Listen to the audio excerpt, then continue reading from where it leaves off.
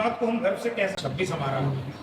कानून व्यवस्था के साथ कोई खिलवाड़ मजाक नहीं कर सकता। अपवाद तो सब जगह हो सकता है, लेकिन सुरक्षा और सम्मान उत्तर प्रदेश में आ रहा है। पहले पलायन होता था और आज जहां एक और सुरक्षा मिल रही वहीं दूसरी ओर ईज ऑफ डूइंग होता था कि तुम्हें उद्योग लगाना है तो पहले हमें टैक्स दो तब उद्योग लगाओ। आज की तारीख को कोई टैक्स मांग के पर्याप्त मात्रा में डीजल भी रहे, पेट्रोल भी रहे, रसोई गैस भी रहे, सब कुछ रहे तो हम अपनी क्षमता से अधिक उसको ले लेते हैं। अगर अभी हमारा सिलेंडर 20 दिन में खत्म हो रहा था और हमारे पास 2 या 3 सिलेंडर हैं तो अब हम चाह रहे हैं कि हम सब भरवा के रखें। तो जब हम डिमांड बढ़ा देंगे तो ये किल्लत अब स्वतः हो जाएगी। सरकार के कहने की जरूरत वो बड़ी पूंजी का हो, सारे व्यापारी एक तो संगठित हों, जब वो संगठित होंगे तभी ताकतवर होंगे और उसी ताकत का ये परिणाम है कि उत्तर प्रदेश सरकार के वित्त और संसदीय कार्य मंत्री सुरेश खन्ना जी के प्रयास से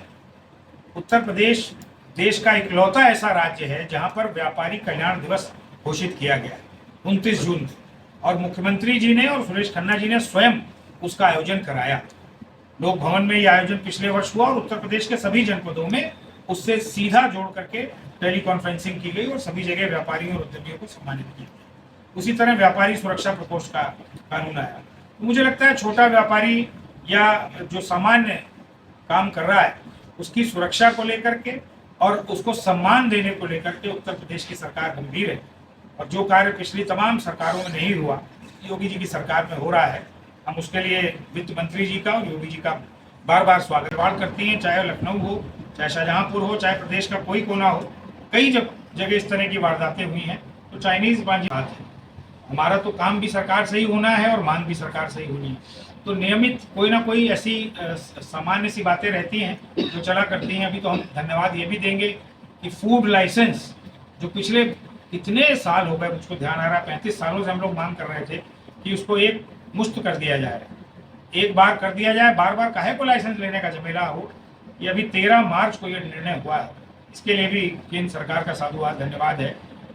फूड FSSAI का जो लाइसेंस है उसके लिए अब लाइन लगाने की और चक्कर लगाने की जरूरत नहीं है, आजीवन उसको कर दिया गया है, शुल्क भी उसका ठीक कर दिया गया। बहुत सारी और इस तरह की योजनाएं जो पहले वर्षों में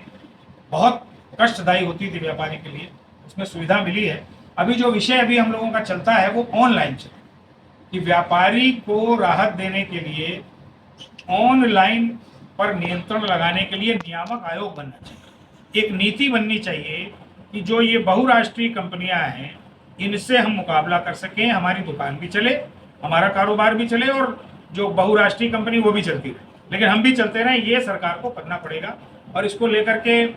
हम लोग स्वदेशी जागरण मंच के अंतर्गत एक स्वदेशी व्यापारी जुटान,